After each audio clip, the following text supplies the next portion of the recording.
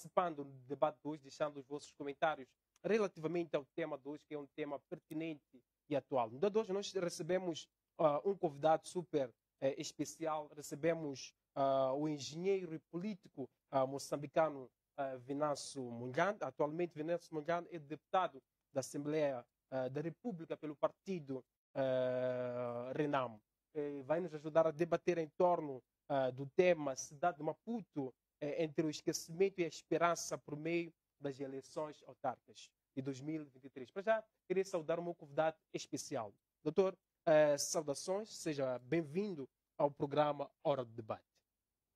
Muito obrigado, Massano, pelo convite. Obrigado, Strong Life. Uma saudação especial também para você que está em casa.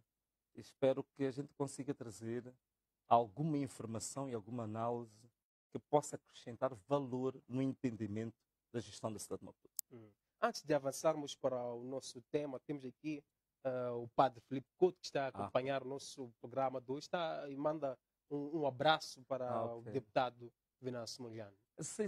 Olha, é uma pessoa muito querida. O padre Filipe Couto, ele foi reitor da UEM, é uma pessoa que, apesar da idade, continua muito vibrante intelectualmente, uma pessoa muito aberta, de espírito aberto, mente aberta.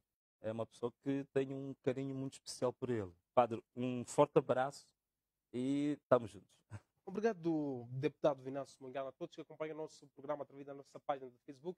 Partilhem o nosso programa de hoje, deixem os vossos comentários na nossa página do Facebook, porque o debate de hoje será muito bom com o deputado Venâncio Mondlane. Doutor, o tema de hoje é a cidade de Maputo, entre o esquecimento e a esperança por meio das eleições autárquicas de 2023. Uma pergunta prévia. Como é que olha para a cidade de Maputo? O que seria a cidade de Maputo? Bem, bom, o que é a cidade de Maputo? Bom, nós temos que perceber a cidade, como é que ela surge, né? E vermos a evolução.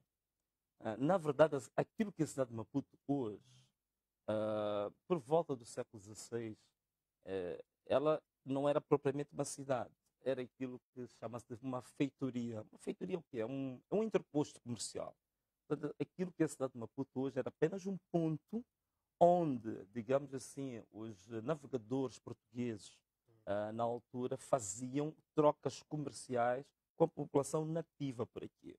Então, dessa feitoria, ela por volta do século XIX, 1898, é quando se cria, ou se denomina, esta feitoria passa a cidade de Lourenço Marques.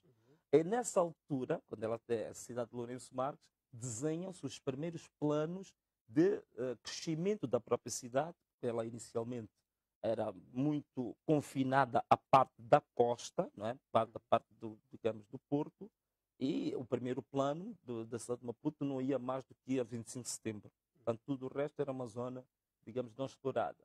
Esse plano, que era conhecido como Plano de Desenvolvimento Urbanístico de Lourenço Marques, do Plano Araújo, que era um militar, um engenheiro civil, mas ao serviço militar, ele desenha um plano que foi considerado durante muito tempo um dos 5 melhores planos urbanísticos do mundo.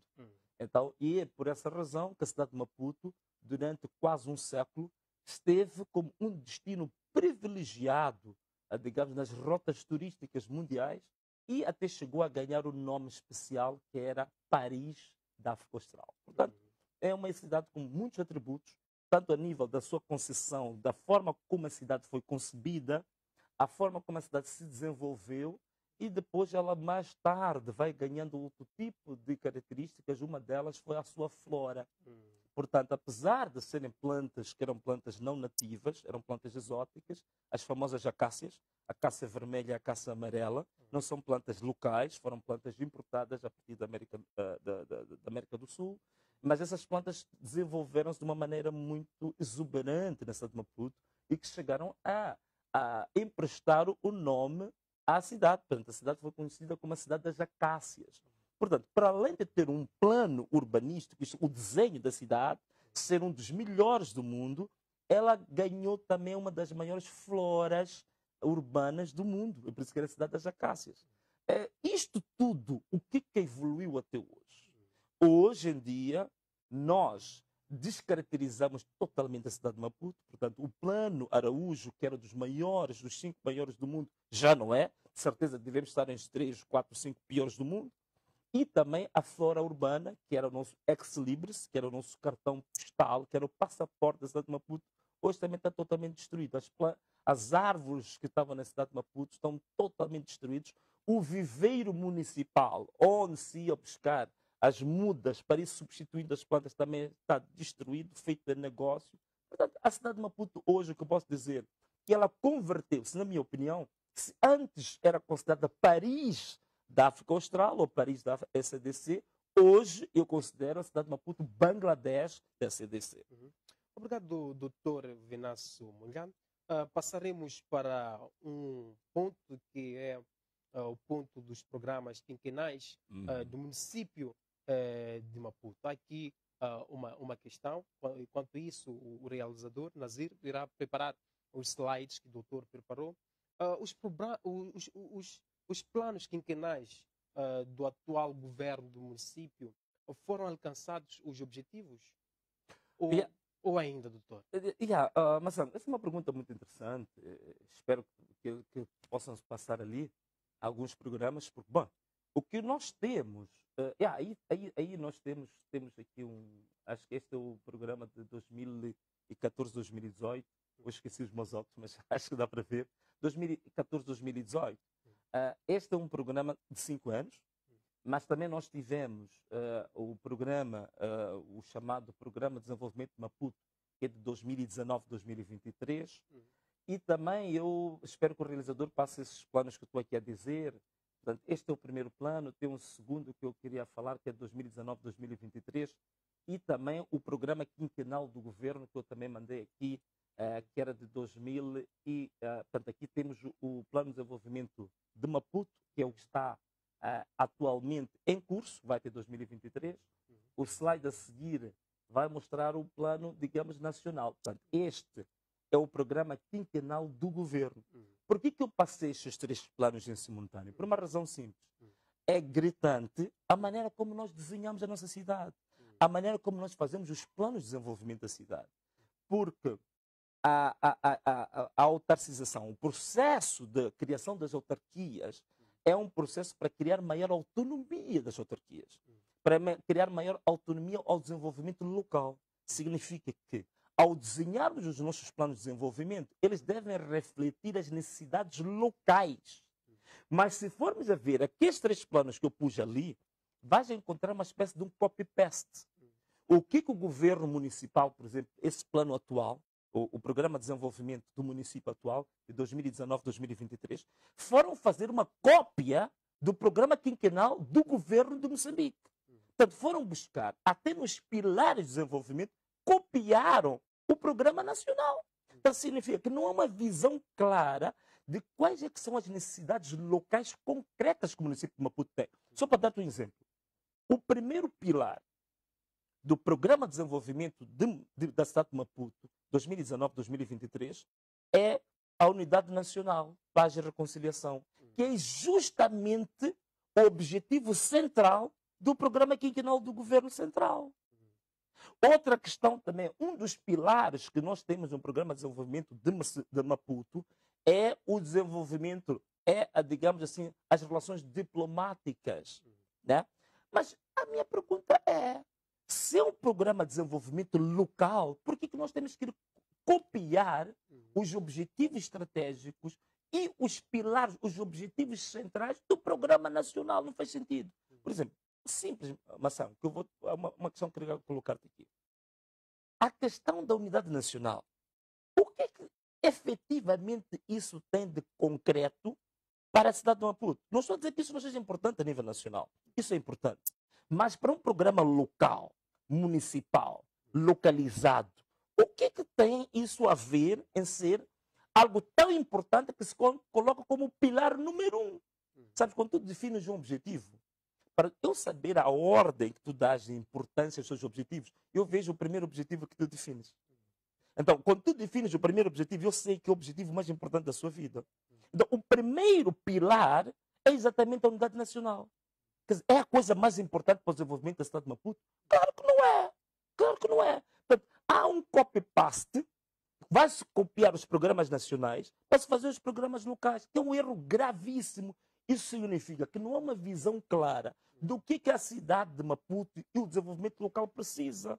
Logo, também, a outra ideia que surge é que estão a usar os mesmos consultores.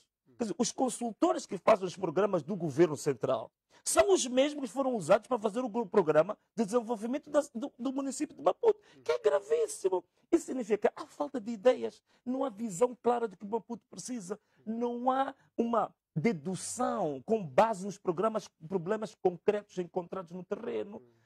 E até se calhar podemos ver no próximo slide, só agora vou entrar, considerando que esse é o programa que eles querem. O programa, por exemplo, quando define a unidade nacional, reconciliação, paz, como pilar número 1 do desenvolvimento da cidade de Maputo. Podemos ver aqui um pequeno slide a seguir, que nós vamos ver, por exemplo, em relação, ainda bem, aqui está uma coisa muito interessante. Esta aqui é uma notícia que fala sobre uma marcha do Fórum Mulher. Portanto, o Fórum Mulher solicitou, portanto, solicitou, foi justamente no primeiro ano. Uma coisa curiosa, no primeiro ano de tomada de posse do governo municipal do Enéas Gomes, o Fórum Mulher solicitou, ou comunicou, porque não tem que solicitar, para fazer uma marcha em defesa dos direitos das mulheres, da violação contra as mulheres, violência doméstica, sexual, por aí fora.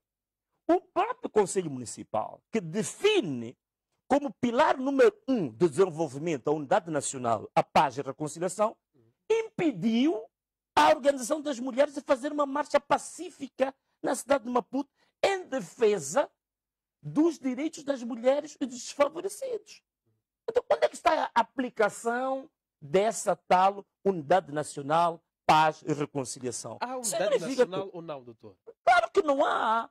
Claro que não há.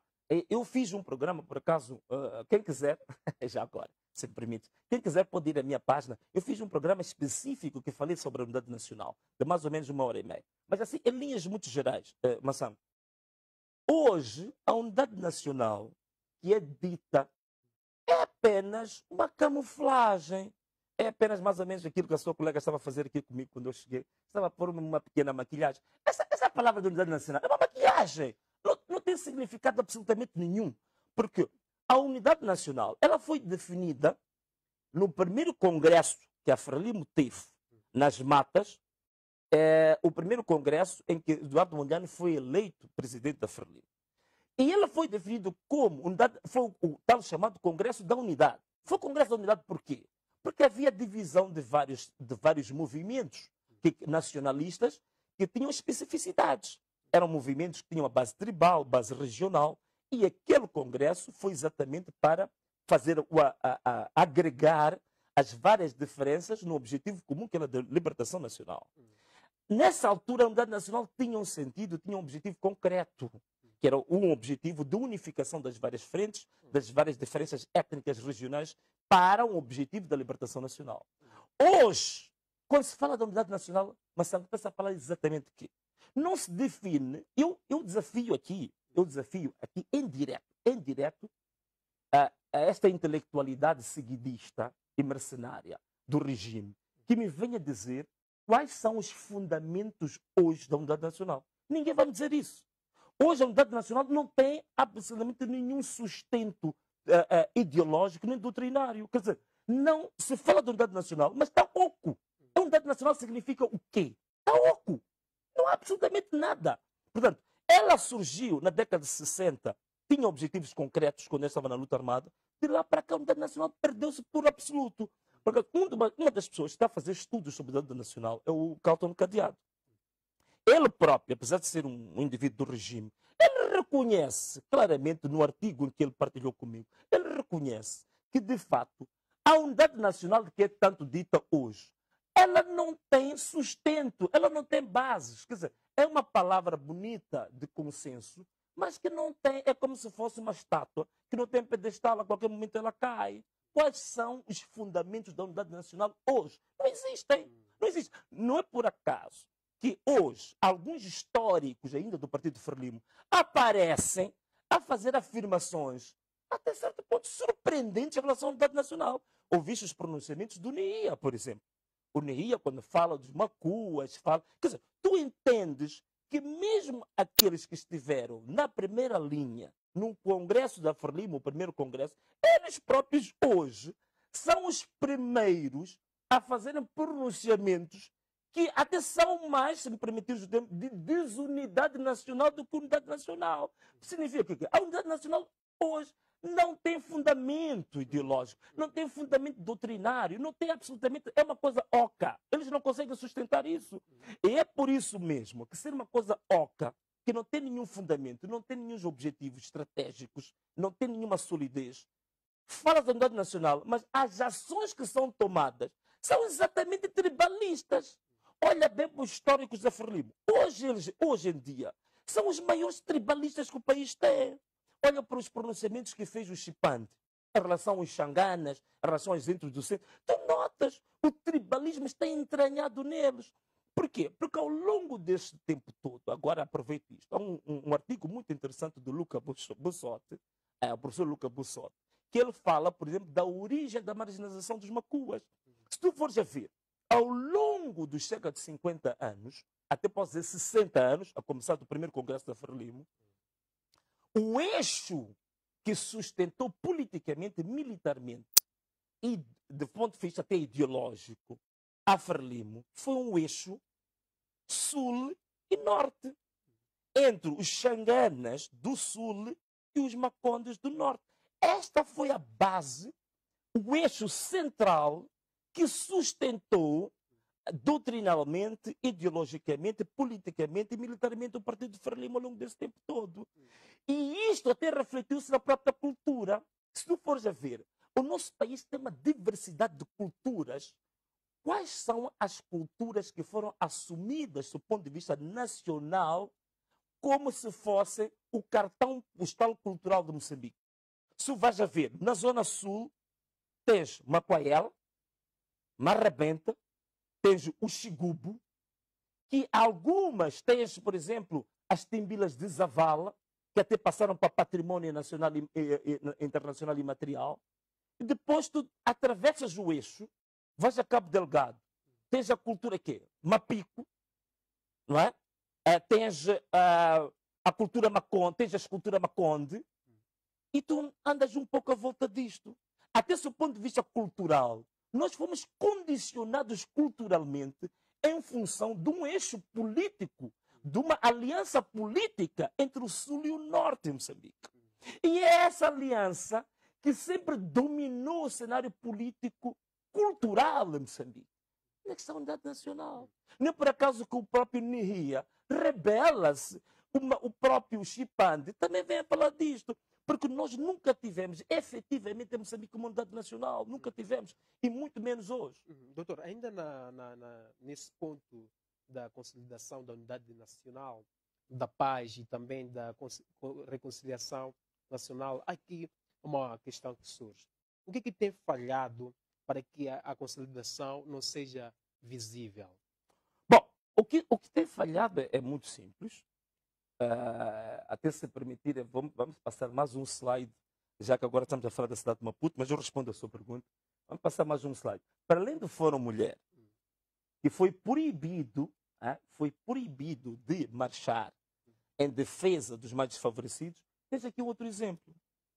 Na época da pandemia, foi raptado um médico. Os médicos quiseram fazer uma marcha.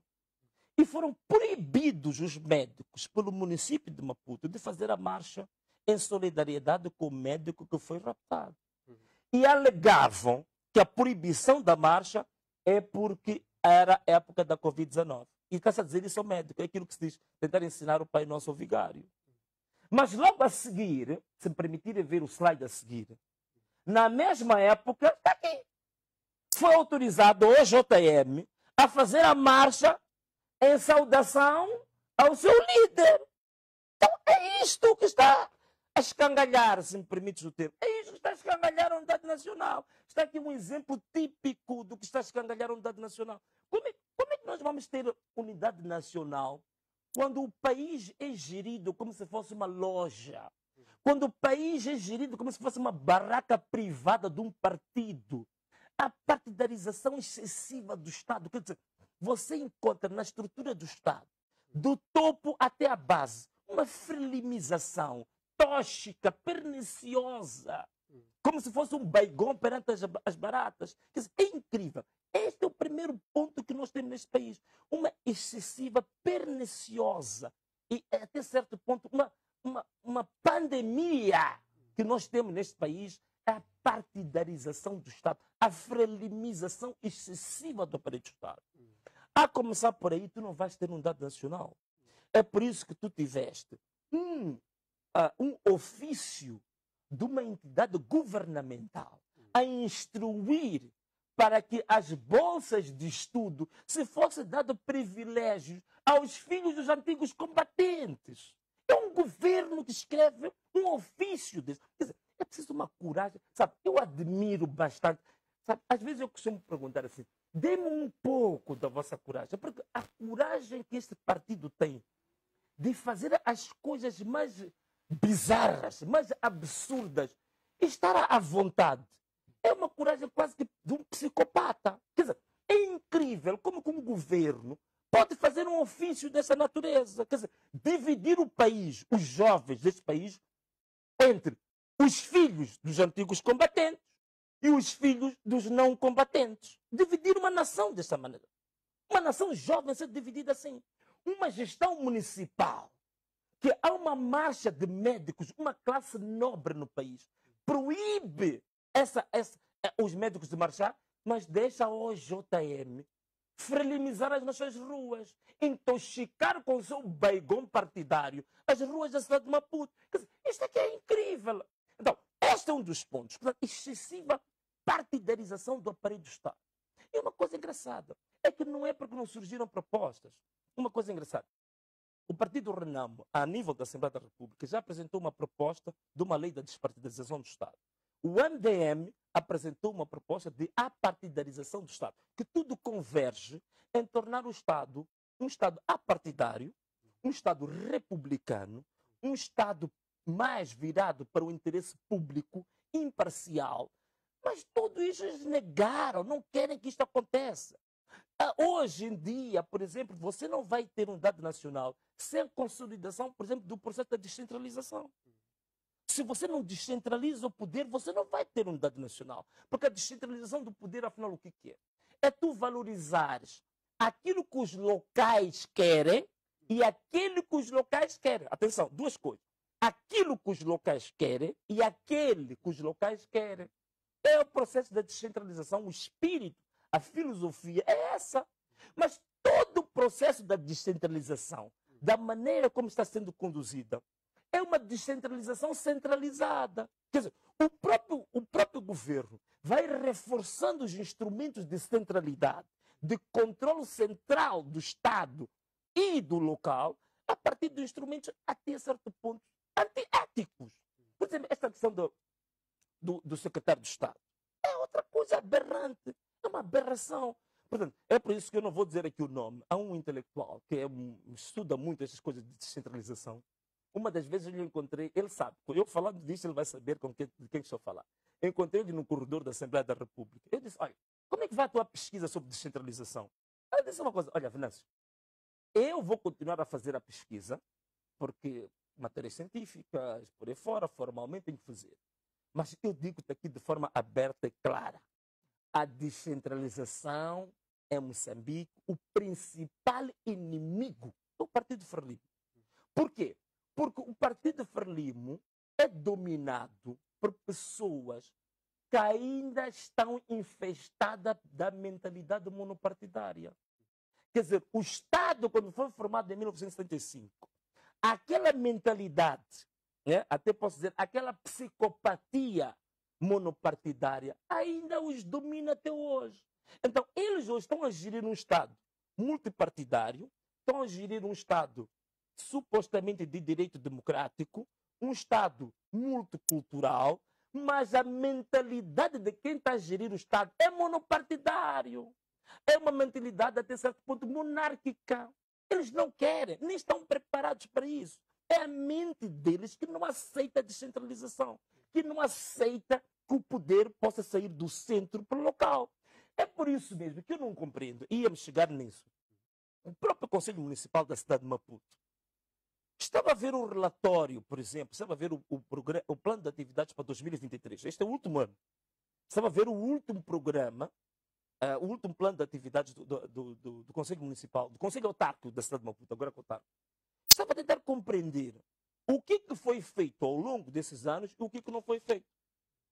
Uma das coisas que eles colocam lá, dizem que vão fazer tudo para impulsionar a consolidação, a transferência de competências de nível central para o nível local. Portanto, já existe uma lei que determinou isso em 2006, que dizia claramente que as competências, por exemplo, da educação básica e da saúde básica, deviam sair do governo central para os municípios. Passam 17 anos, não querem, fazem tudo por tudo para não largar a educação, para não largar a saúde. Por quê? Porque a saúde e a educação são as áreas onde, sobretudo a educação, são as áreas onde tem um exército enorme de pessoas que são usadas justamente para o processo da manipulação eleitoral. São os professores, os enfermeiros, os técnicos de saúde. Então, este exército, ao invés de ser gerido, um Estado ser gerido de uma forma racional, republicana, continuam a gerir o Estado de forma partidária. É por isso que não querem transferir as competências da educação e da saúde para os municípios. E o município de Maputo, que devia ser um dos municípios vibrantes a reivindicar isto, digamos, a pleitar contra isso, a lutar pela transferência de competências, está impávido e sereno, satisfeito com 17 anos de violação da lei do governo central. Portanto, estou aqui a falar de exemplos claros por que razão é que nós não temos unidade nacional em Moçambique. Nós não temos como ter unidade nacional. Como é que vamos ter unidade nacional em Moçambique hoje, quando nós temos um presidente da República, porque ele é maconde, ele vai fazendo a macondização do Estado. Tu vais ver, olha bem para o Estado, olha para o CIS, olha para as Forças Armadas, olha para as áreas chaves do país como a educação.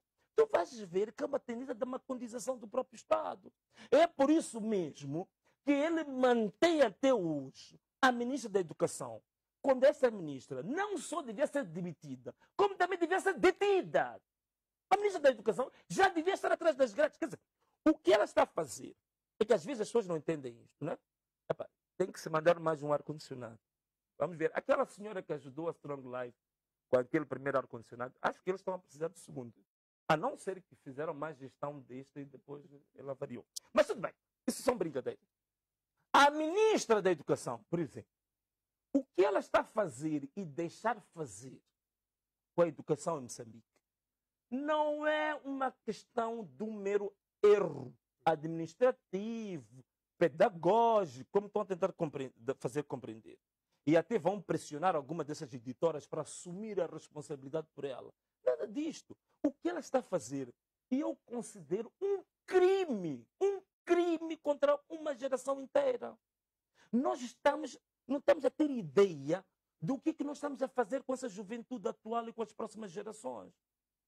Estes erros são cometidos nestes livros. Eu digo de forma clara, estes são um crime de lesa pátria. Nós estamos a desvirtuar, nós estamos a adulterar toda uma geração. Estamos a prejudicar toda uma geração. E estamos a demonstrar também que não temos absolutamente nenhuma visão com a educação em Moçambique. Que não há interesse absolutamente nenhum de tomar a educação como um setor chave e sério. Eles tomam a educação como se fosse uma brincadeira. A mesma brincadeira que eles fazem numa barraca aí com os copos uns com os outros. Fazem com a educação a mesma coisa. Quer dizer, não estão a tomar a educação como um assunto sério. Vou dar um exemplo, Marcelo. Na Alemanha, houve 2 ministros da defesa que se demitiram. Uma das demissões que eu gostei é porque alguém aventou a hipótese que o ministro da defesa alemão tinha feito uma cópia, um plágio do seu trabalho de tese de licenciatura. Só pelo fato de alguém escrever isto no jornal, o ministro demitiu-se. Agora, aqui, temos uma ministra a escangalhar a educação, a prejudicar toda uma geração, a cometer um crime para o futuro, um crime, até pode ser um crime contra a humanidade. Mas está impávida e serena, pura e simplesmente porque encaixa-se muito bem na teoria da macondização do Estado, do próprio Presidente da República. Porque também, não só, porque ela própria também é casada com um antigo combatente. Olha aquela divisão que se foi feita dos antigos combatentes. A sociedade moçambicana, a juventude moçambicana, pela Frelimo, está dividida entre os filhos de antigos combatentes e os não filhos. Portanto, há uma tribo que chama-se a tribo Frelimo e há uma tribo que é a tribo Povo.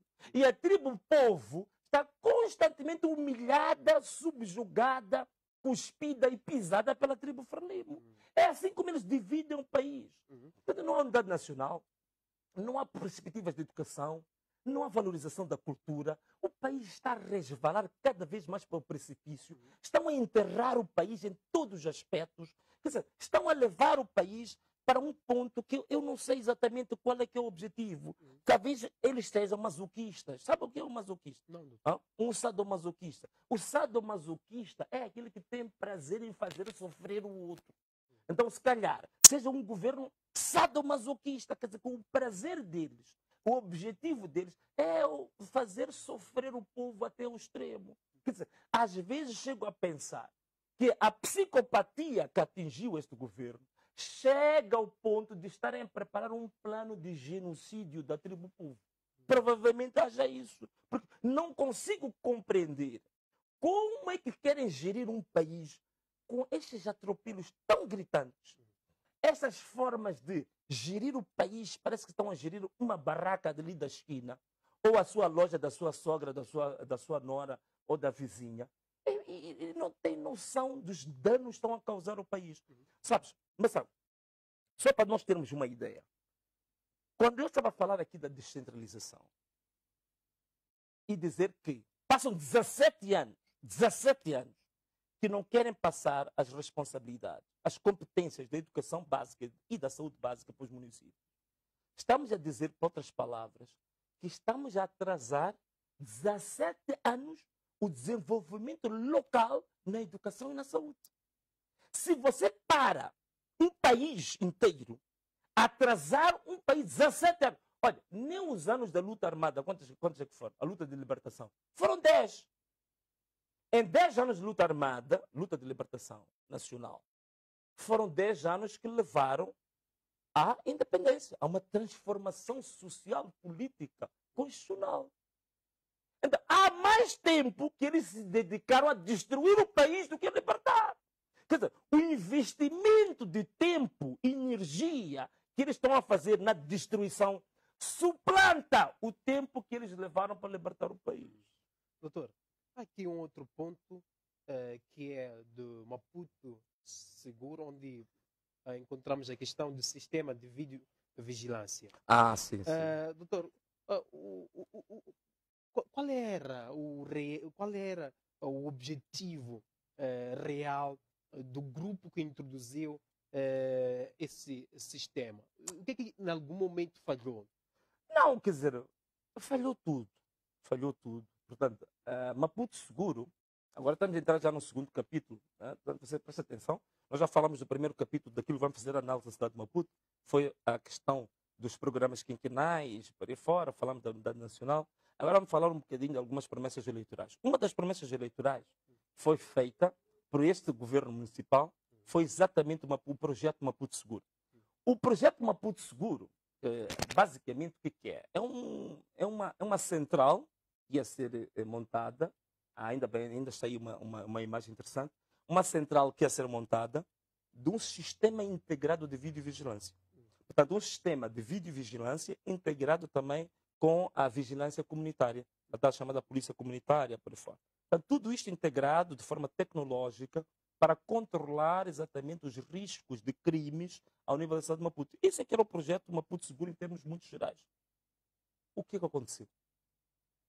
Onde é que está a videovigilância na cidade de Maputo? Zero! Não há nada! Não há nada! Onde é que está o sistema integrado com a tal polícia comunitária? Também nada! Quer dizer, termo bonito que utilizaram, mais uma vez. Eu até já digo mais. Algumas pessoas costumam dizer que lançou-se areia nos olhos do povo. Não, isso nem foi lançar areia. Isso foi lançar sal no olho do povo. É gritante a maneira como pensam que este povo é burro. Deixa-me dizer assim.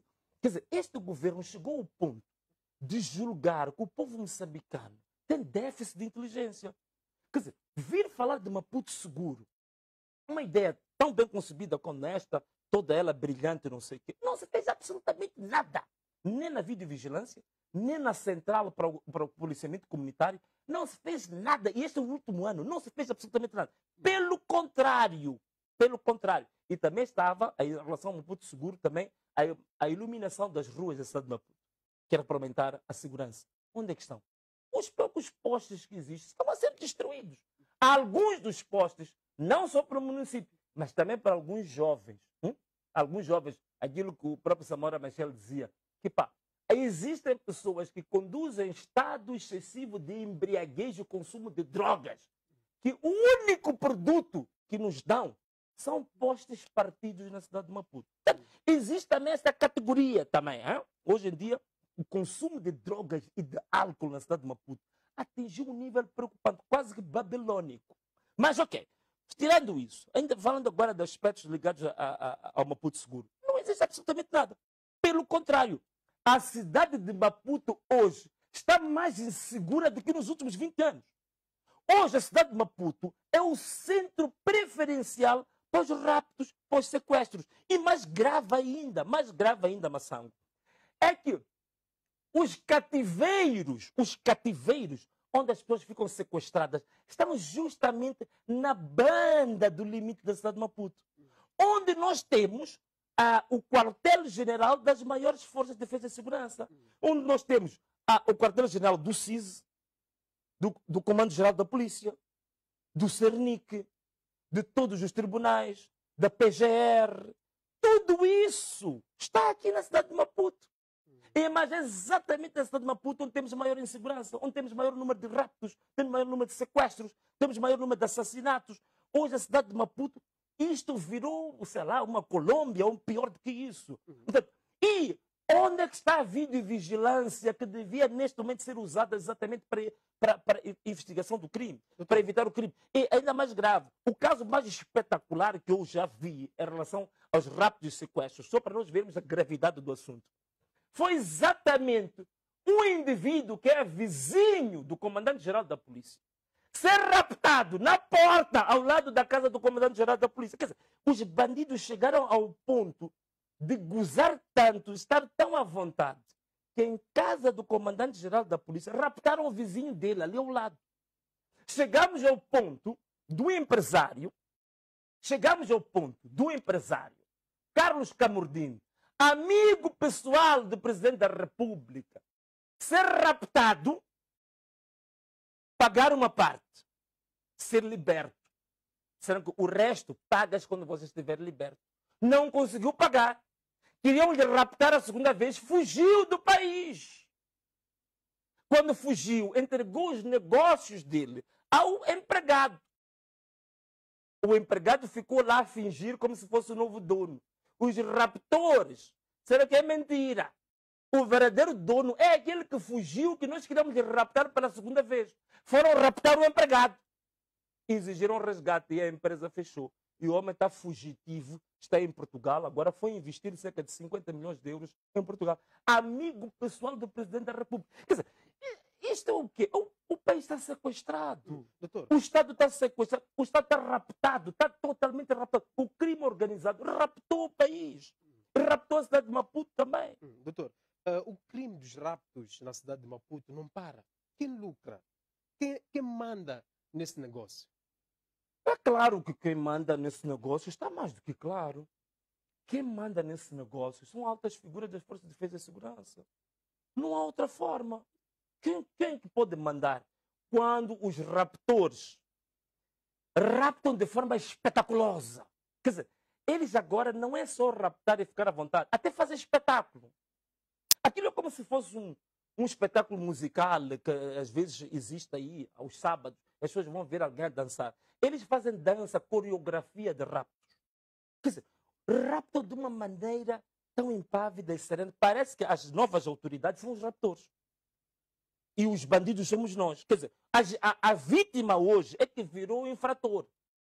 A autoridade oficial do país hoje é o raptor. Os raptores hoje é que são a verdadeira autoridade de Moçambique.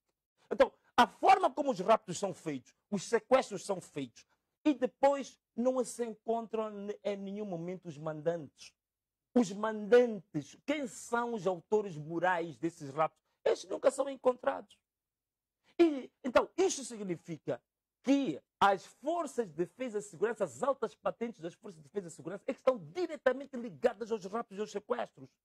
E ainda digo mais, esses raptos e sequestros, há quem aventa a hipótese, e eu até certo ponto dou um pouco de razão, é uma nova forma de financiamento do Partido Frelimo.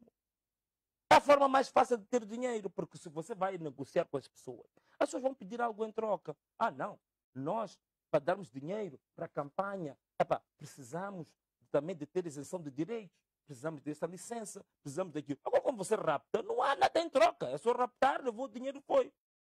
É por isso que o partido se gaba de ser muito bem financiado. Provavelmente, parte do dinheiro do financiamento vem dos raptos. E não só. Também podemos ver, os grandes investimentos são feitos fora do país. Há um estudo que foi feito, esteve disponível na net, de entidades de Moçambique, moçambicanos, que têm grandes propriedades no Dubai. E no Dubai, nas cidades mais caras de Dubai, não é uma cidadezinha periférica. E estão lá identificados mais de 30 moçambicanos. E alguns dos moçambicanos com menos de 35 anos. Vêem lá os nomes, é só ver o estudo. Esse dinheiro que andam a comprar mansões em Dubai, que até alguns milionários que andam no mundo, não é de qualquer maneira que tem em Palmas de Marai, que tem uma mansão. Agora, qual é esse moçambicano que tem mansões em Dubai? Os nomes são conhecidos, estão nos estudos. É ir ver, para ver se conseguem justificar esse dinheiro ou não. Obrigado, doutor Venâncio Mungano. Obrigado a todos que acompanham o nosso programa através da nossa página do Facebook. Continue participando no nosso debate de hoje, deixando os vossos comentários relativamente ao tema. Hoje temos aqui a mensagem do Hélio Armando, que diz o seguinte: esse é o VM7, o gênio da política moçambicana. Entrega meu cota. Temos aqui uma outra mensagem do pastor Admir Stoy, que acompanha o nosso programa diretamente de Gana. Diz o seguinte: o poder absoluto trouxe a corrupção absoluta. Obrigado a todos que acompanham o nosso programa através da nossa página do Facebook. Para já, iremos sofrer um breve intervalo. Voltaremos no piscar de olho.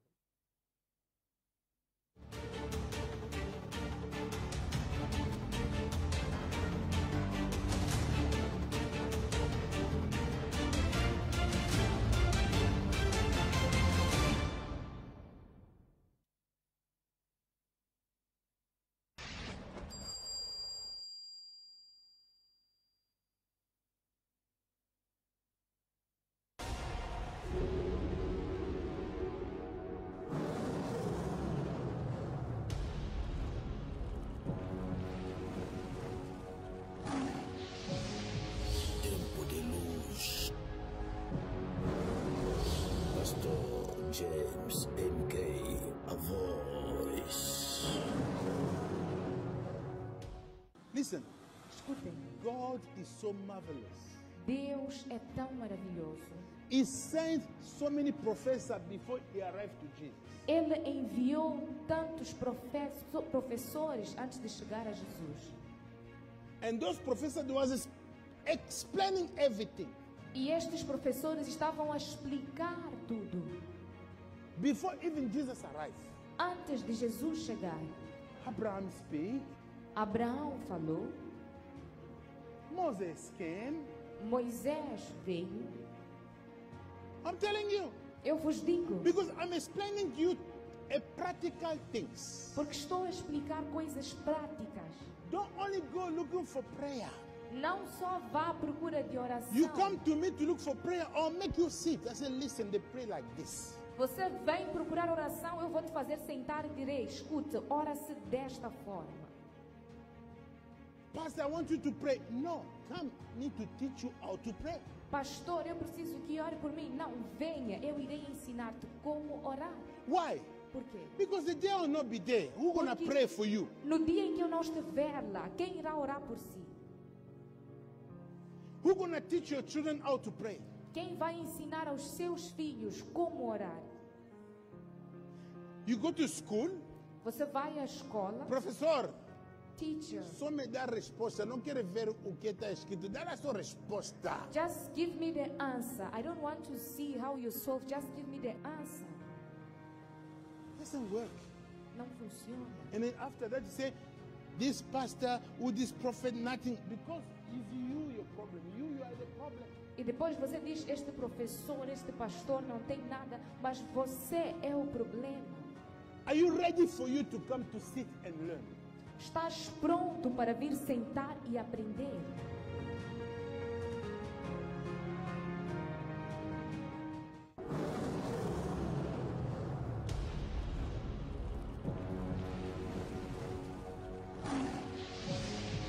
Tempo de luz.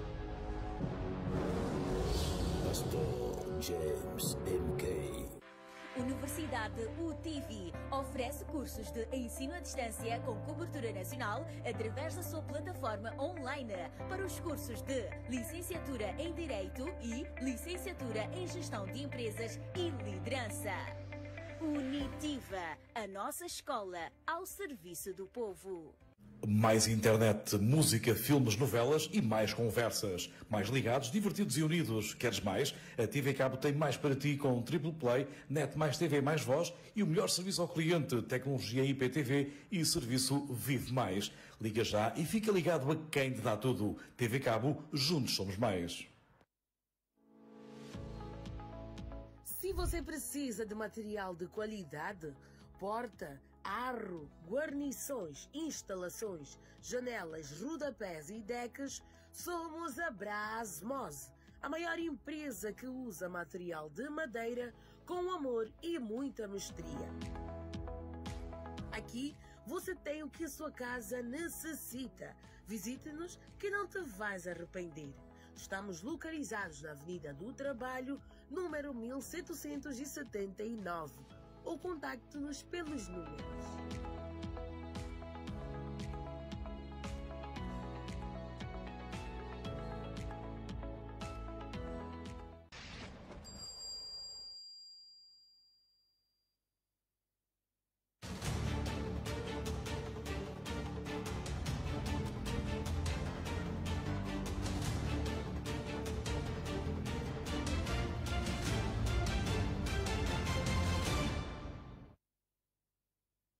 Estamos de volta com o programa Hora do Debate aqui na Strong Life. Então, muito obrigado a todos que acompanham o nosso programa através da DSTV, GoTV, TV Cabo e a todos que acompanham o nosso programa através da nossa página do Facebook. Temos aqui várias mensagens de alguns blogueiros do nosso país. Temos aqui a mensagem do Azarias, Hora da Verdade. Temos aqui uma outra mensagem do Kelvin Mídia, entre outras mensagens. Continue acompanhando o nosso programa 2, partilhando o nosso programa 2, porque temos um convidado super especial, que é Venâncio Mongano, que está nos ajudar a debater em torno de um tema pertinente e atual. Doutor, voltamos agora com um outro ponto do nosso debate, que é a venda informal, emprego, juventude, economia. Como é que avalia a venda informal? Como é que olha para o emprego? Também como é que olha para a nossa juventude? Bom, este é um dos temas mais, digamos assim, sensíveis da gestão da cidade de Maputo. É um dos temas mais sensíveis. Por quê? Porque, curiosamente, na cidade de Maputo, eu por acaso fui fazer uma análise sobre os dados estatísticos da cidade de Maputo a partir daquilo que é chamado do inquérito dos orçamentos familiares. Portanto, o último inquérito que foi feito pelo Instituto Nacional de Estatística dá-nos uns dados. Aí está. portanto, está aí a capa do inquérito, damos alguns dados muito interessantes. E um dos dados interessantes, vamos ver, por exemplo, na próxima tabela, não vou aqui vos cansar muito com isso, é que procurou-se dizer, a partir das estatísticas oficiais da cidade de Maputo, de que o desemprego na cidade de Maputo era à volta de 10, 15%. Mas, para quem vai analisar com detalhes... Temos um vídeo, sim. Sim. Temos um vídeo que mostra exatamente... Aí está. Por exemplo, olha para isto. Olha para isto. Isto aqui demonstra a forma como o município de Maputo lida com o setor informal. Não é? Esta é a forma de lidar com o setor informal. Violência bruta, a brutalidade com que se lida com um setor tão importante como o setor informal. A economia urbana da cidade de Maputo, ela 60%, 70%, ela é feita a partir do setor informal. A nossa economia informal, eu vi um artigo do professor João Mosca, por acaso muito interessante, que ele falava da massa monetária que gira mesmo em Moçambique. O Banco de Moçambique só consegue controlar 40% da massa monetária cada em Moçambique. 60% da massa monetária do dinheiro que nós temos em Moçambique está no informal, não é controlado oficialmente. Então, significa que esta brutalidade... Olha, aqui está, por exemplo, um exemplo. O uso da força bruta, da polícia canina, das forças de intervenção rápida para lidar com o setor informal. A única resposta que este regime, este município encontrou para lidar com o setor informal foi este. Mas digo-te uma coisa, o setor informal em Moçambique é o único escape. Por acaso, uma coisa engraçada é que o próprio governo não entende que a estabilidade do próprio governo, a estabilidade deste Estado é devido ao setor informal.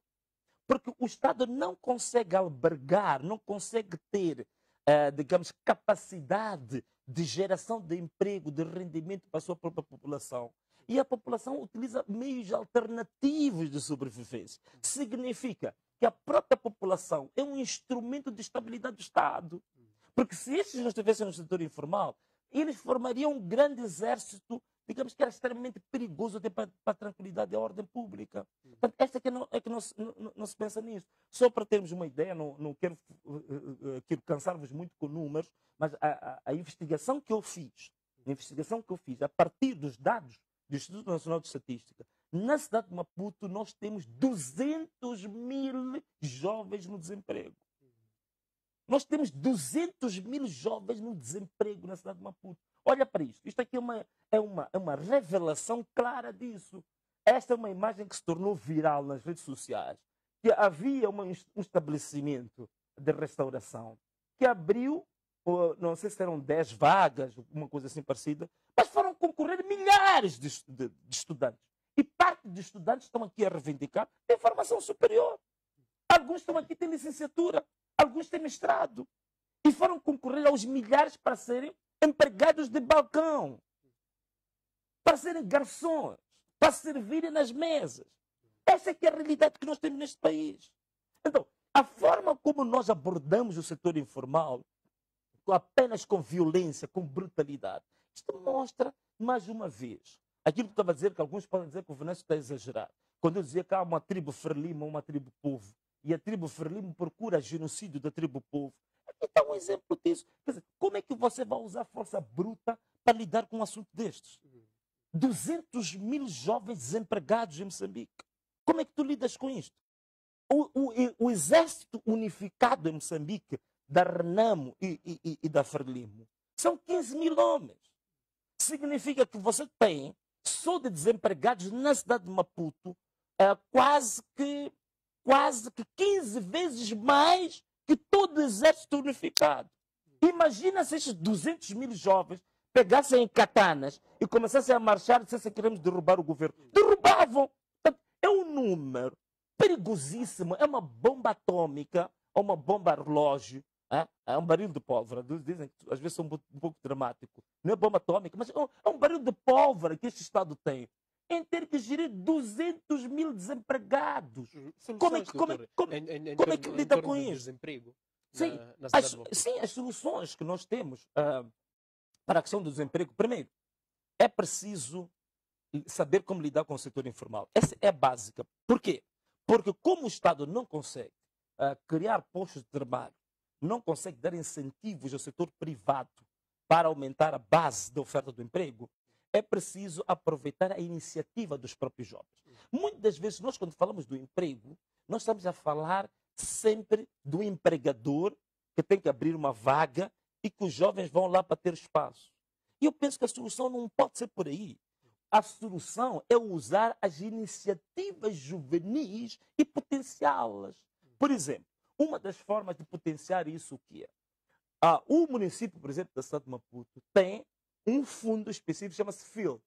É um fundo de iniciativas locais. Esse FIL tem que ser usado de uma maneira justa e transparente. É que não há transparência no uso desses fundos. São fundos que existem justamente para financiar iniciativas empreendedoras locais. Então, é preciso incentivar essas iniciativas. É preciso que o próprio município tercialize alguns serviços. Há serviços do município que podem ser tercializados para os jovens que não têm emprego. Por exemplo, um exemplo muito simples que eu vou dar. O município de Maputo não consegue, por exemplo, fazer neste momento, digamos assim, a dragagem do Vale do Inflene. O Vale do Inflene é digamos assim, é um celeiro da cidade de Maputo. O Vale do Inflene bem explorado, bem trabalhado, bem financiado e planificado, e alimentar de hortícolas e produtos de primeira necessidade toda a cidade de Maputo e ainda abastecer outras províncias. Então, está ali uma base em que nós podemos começar.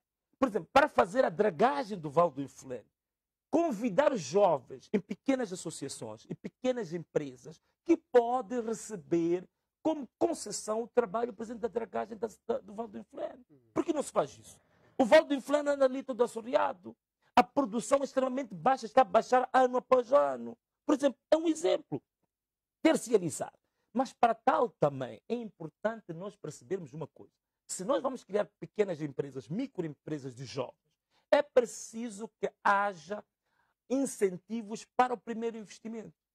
E isso o município pode fazê-lo, usando de forma inteligente, transparente, o chamado FIL, que é abrir linhas de financiamento, que é para as pequenas microempresas dos jovens que vão fazer trabalhos, serviços prestados pelo município, o próprio município financiar aquilo que chama-se o capital de giro, portanto, o primeiro investimento para o arranque das microempresas. Isso, podemos fazer isso. O município pode abrir um microbanco, justamente um banco de investimento. Um microbanco de investimento para o empreendedorismo. Um banco de investimento para as iniciativas juvenis. Há vários jovens que querem abrir oficinas, querem abrir alfatarias, querem abrir casas de moda. Há muitas iniciativas. Olha, os jovens são muito criativos. Agora, o que precisam é que haja, digamos, fontes de financiamento, incentivos para que as iniciativas dos jovens possam prosperar. Eu sou a favor de que nós temos que incentivar a iniciativa do jovem. Não criar um emprego, chamar o jovem e dizer que vem aqui se empregar. Não. Os jovens moçambicanos, os jovens de Maputo são criativos. São criativos e têm potencial de fazer grandes coisas. O que é importante é financiar essas iniciativas e dar oportunidade dentro dos serviços públicos do município. Aí vamos reduzir muito o emprego, vamos reduzir muito o desemprego. Passamos agora para um outro ponto, que é reorganizar o sistema de transportes urbanos. E há aqui uma questão, doutor, como é que analisa o problema dos transportes na cidade de Maputo? O município, o município, em algum momento, teve alguns planos de termos um metrô elétrico, eletrônico. Como é que olha para isso, Ilustre? Não, quer dizer, esse foi um dos maiores desaires, um dos maiores escândalos de gestão e uma das maiores evidências do vazio cerebral. Vazio de ideias, vazio de ideias. Quer dizer, nós nunca tivemos, nós temos aqui, por exemplo, esta imagem para mostrar como é que se pensou várias vezes ideias fantasmagóricas, quer dizer, fantasias mentais, fantasias cerebrais. Isto aqui que estão a ver agora chama-se BRT. O BRT, Bus Rapid Transit, é um sistema em que se criam faixas exclusivas nas estradas onde circulam autocarros que levam grandes quantidades de pessoas. Este foi um dos projetos que houve aqui, inclusivamente pediu-se financiamento para esse projeto e que o município, neste projeto, o município até chegou a perder uma causa em tribunal. Que nem vale a pena eu entrar muito em detalhes sobre isso, mas um projeto mal concebido, mal pensado, mas esta era uma das alternativas que era o BRT. Podemos pôr um outro slide para vermos as coisas que foram pensadas também. Se o realizador for um bocadinho mais rápido. Nós também tivemos aqui, o que nós temos, bom, aqui é o Fultran, mas esta é a última fase. Eu queria mostrar um pouco antes, esta é a última fase. Se puxássemos um pouco antes desta imagem, nós temos o projeto do AGT, não é? Temos o projeto do metrô. Portanto, aqui nós temos o projeto do BRT, não é? A imagem a seguir, pode passar a imagem a seguir. Passou a próxima imagem? Está bem, ok, não interessa. Enquanto ele vai passando as imagens, não vamos falar. Portanto, houve o projeto do BRT, foi um fracasso. Depois, em 2017, a Manuela Ribeiro, que era vice-ministra dos Transportes, veio com a ideia do AGT. Depois, em 2013, ainda no município de Maputo, o antigo, digamos, edil da cidade de Maputo, David Simango, havia falado de que até o fim do mandato dele ia introduzir o metro de superfície. Então, tudo isto foi um escândalo, tudo isto nunca deu certo. Agora nós ficamos com dois projetos. É falado apenas de um. Dois projetos pendentes. Um deles é aquela última imagem que estava a ser mostrada aqui do Fultran, que os tais digamos, veículos suspensos, que se diziam que iam ocupar cerca de 1 metro quadrado, equivalente a um poste, não sei quantos. Que antes as obras iam começar em setembro de 2021, depois já não era em setembro de 2021, iam começar até 2022, já terminou. Agora estamos a ir ao fim deste mandato, de certeza que não há de acontecer absolutamente nada. O outro projeto é o chamado de BRT, como tinha explicado, que é um projeto das faixas únicas de rodagem para autocarros de grande capacidade. E esse agora dizem que vai ser em 2026 e 2027. Quer dizer, fora do mandato. 2026 e 2027. Tá. Todos os projetos. O projeto... está aqui, ainda aqui está. Por acaso é um senhor que eu tenho muito respeito por ele. Coitado, ele está metido no meio de falcões, está metido no meio das feras, no meio de víboras, então acaba também, em certa medida, também se arrastando um pouco com o gangsterismo desta gente. Mas aqui está um exemplo. O BRT é um dos projetos que está agora prometido para 2026, 2027. Portanto, todo um conjunto de promessas, todo um conjunto de projetos mal concebidos para a nossa realidade. Ainda havia uma coisa que eu queria mostrar aí, que era o transporte intermodal, né? Que vem os aviões e tal, não sei o quê. Isso também vem em todos os programas de desenvolvimento da cidade de Maputo. Mas aqui tem o Fultran, por exemplo. Podemos ver a próxima. Também, aqui temos o...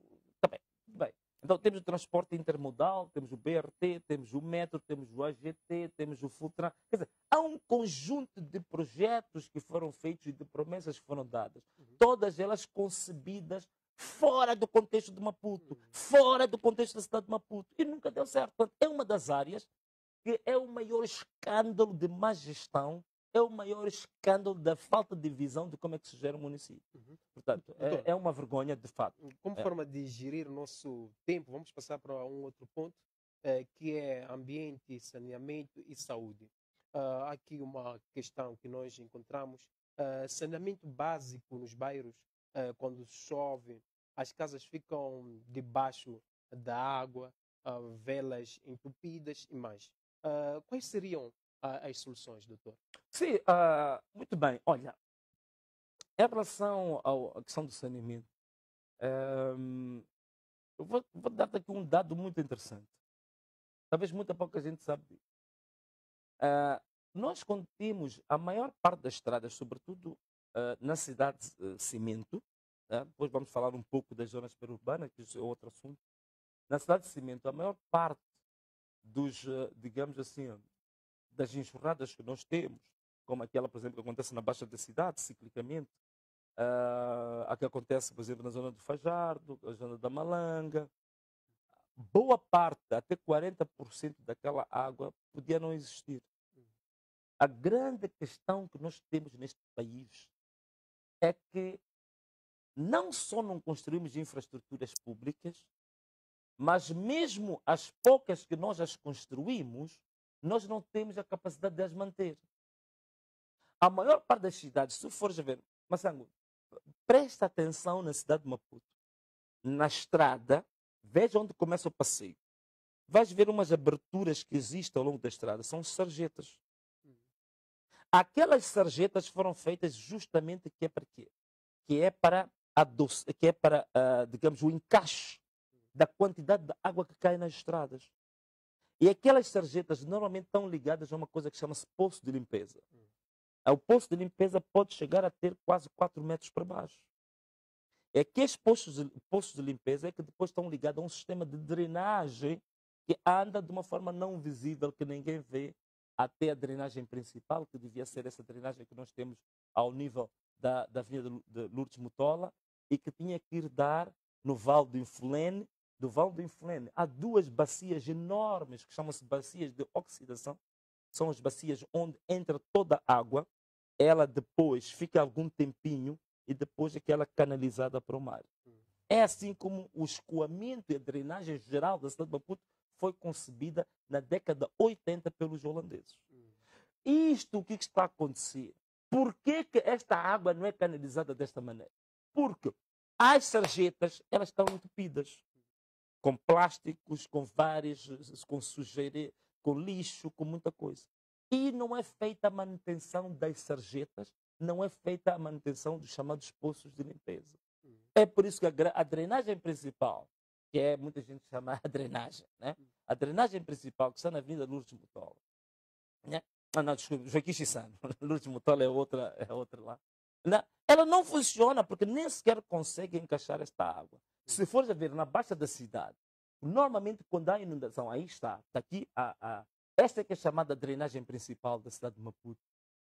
Veja o estado em que está. Este é que é o grande problema que nós temos. É que ainda as poucas infraestruturas que nós temos, nelas próprias nem sequer são mantidas. Está a ver a imundície que está aqui? Não? A drenagem principal da cidade de Maputo, neste estado aqui, como é que nós vamos ter escoamento das águas? É impossível.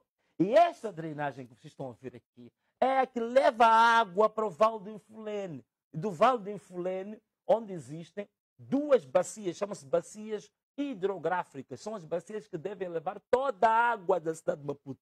Tanto a água das chuvas, como aquilo que chama das águas residuais.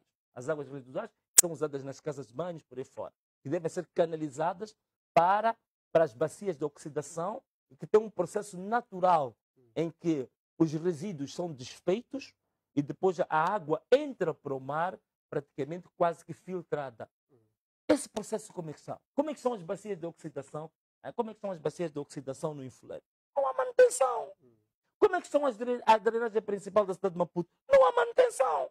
Como é que são as sarjetas na cidade de Maputo? Não há manutenção. Quer dizer, é verdade que precisamos de novas infraestruturas, mas as poucas infraestruturas que nós temos de drenagem e de saneamento não são mantidas. Porque nós nem temos capacidade de manter isso. Por exemplo, eu vou dar um exemplo muito simples. Daquilo que é as águas negras, águas residuais, usadas nas casas de banho, para as cidades maiores. Praticamente, a drenagem que nós temos não chega a canalizar nem 5% dessa água. A única região da cidade de Maputo, atenção a este dado, presta atenção, você que está em casa, presta atenção a este dado. As únicas casas na cidade de Maputo que estão ligadas à drenagem principal com as águas que vêm das casas de banho, isto é, as águas negras que vêm da casa de banho, é apenas a cidade de Cimento, é o Camfumo. Algumas casas do Camfumo. A zona da Pulana é que está ligada para mandar as águas para a drenagem, aquela drenagem principal. As outras casas nas zonas suburbanas não estão ligadas à drenagem principal, coisa nenhuma. Então, o que acontece é que mesmo essas poucas casas do Camfumo, distrito urbano número 1, em que estão ligadas à drenagem principal da cidade de Maputo, apesar de serem poucas, mas mesmo assim não funcionam. Por quê? Porque aquelas drenagens, agora estou aqui a falar, que alguns dizem, o Venâncio gosta de falar. Bem rápida. Bem rápida. Para se usar aquelas drenagens, há aquilo que chama-se as bombas elevatórias. Porque a água, quando vem, é preciso elevar a água para atingir o mesmo nível onde está a drenagem. Então, na zona da Polana, do Hotel Polana, tem uma bomba elevatória. Na zona da UM também tem uma bomba elevatória. Diga-me o que aconteceu com essas bombas elevatórias. Estão queimadas! Não funciona nada aqui nesse país. É um escândalo. A maneira de gerir o país, como eu disse, como se fosse uma barraquinha da vovozinha lá em casa. É assim como estás a gerir o município. Estão queimadas as bombas elevatórias. Então, a drenagem principal não consegue canalizar. É por isso que todos os prédios da cidade de Maputo, quando enchem as fossas sépticas, o que a gente faz? Temos que contratar ou os serviços de água e saneamento do município para virem com aqueles tanques cisternas para puxar as fossas. Nas zonas suburbanas, toda a gente tem fossas sépticas e tem que ir contratar, de tempos em tempos, carros cisternas para ir fazer a limpeza das fossas. Não funciona nada. Numa cidade como deve ser, ninguém deveria contratar carros para limpar fossas nas suas casas. As águas das fossas deviam estar ligadas à drenagem principal. Não funciona. Quer dizer, o grande problema desse país é que herdamos uma cidade. E aquilo que herdamos, não só não sabemos tratar, como destruímos o pouco que temos. Olha, essa cidade, para além daquilo que nós herdamos, do ponto de vista estrutural, do tempo colonial, o que tu tens nessa cidade? Tu não tens obras nenhumas, não tens infraestruturas nenhumas, não tens gestão nenhuma da cidade. É por isso que tens esse escândalo. Ainda mais, se me permitires, mas eu sei que estamos para passar do tempo. Se me permitires, ainda dizer isto. O grande problema que nós temos com essa questão da SAD é que nunca houve planos nenhuns de expansão da cidade de Maputo. E a expansão que foi acontecer na cidade de Maputo foi por iniciativa individual das pessoas. As pessoas começaram a sair do centro da cidade, construindo as suas próprias casas, mas de maneira desordenada, porque o próprio município nunca assumiu a responsabilidade de fazer a expansão da cidade, de fazer a urbanização das zonas suburbanas. Nunca fez isso. Então, logicamente, que essas casas crescem, nascem num contexto em que não há drenagens, não há iluminação, não há segurança, não há urbanismo. É uma desordem total. O próprio município é o principal promotor da desordem, do caótico e da Babilônia urbanística da cidade de Maputo. Doutor, para fechar em 30 segundos, o deputado Venâncio Mondlane irá concorrer para presidente do Conselho Municipal da cidade de Maputo? Olha lá, Massango, nós não tínhamos combinado esse tipo de perguntas, pá. Isso não estava combinado, né? Bom, neste momento eu noto que há um movimento muito interessante nas redes sociais de pessoas que acham que eu devia concorrer. Mas, como tu sabes, a concorrência para as autárquicas, neste momento é feita por via de listas, não é? E neste momento eu pertenço ao partido Renamo. Então, o partido Renamo ainda não definiu quais são os candidatos para os municípios. Mas eu claramente estou aberto, caso o partido Renamo decida, e acho por bem, ou seja, cabeça de lista para a cidade de Maputo, pode contar comigo. Doutor, tem uma expectativa de concorrer? Eu estou aberto. Tem uma expectativa de ganhar? Não, eu estou aberto para concorrer por uma razão muito simples. É que sobre a cidade de Maputo eu tenho várias ideias, não são ideias bem escritas, bem concebidas, desde 2013. Eu até orgulho-me hoje, boa parte daquilo que foi o manifesto que eu desenhei em 2013, hoje eu vi muitas ideias que foram desenhadas por mim no plano de desenvolvimento da cidade de Maputo. Para terminar, doutor, portanto, há expectativa de ganhar? Há expectativa? Claro que sim. Quer dizer, não há expectativa, sempre ganhei, mesmo em 2013 eu ganhei.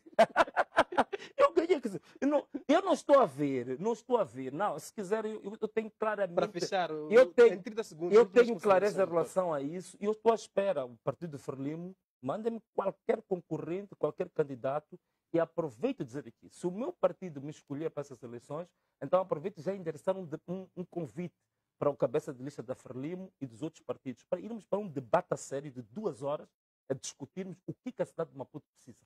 Quais são as perspectivas, os projetos, a visão, a gestão e melhoramento da cidade de Maputo. Aproveita agora fazer esse desafio aberto ao Partido Frelimo e a todo qualquer outro partido para que o vosso cabeça de lista esteja comigo num debate a sério sobre isso. Pode ser aqui no debate? Pode ser aqui, eu estou disponível para isso. Obrigado, deputado Venâncio Mundiano. Obrigado a todos que acompanharam o nosso programa através da DSTV, GoTV, TVK. A todos que acompanharam o nosso programa ao vivo através da nossa página do Facebook. Eu sou Theo Filósofo e mestre José Maçã, autor das obras A Mente de Deus, Enciclopédia do Conhecimento Humano, da Sabedoria de Deus. Abençoe. Ok.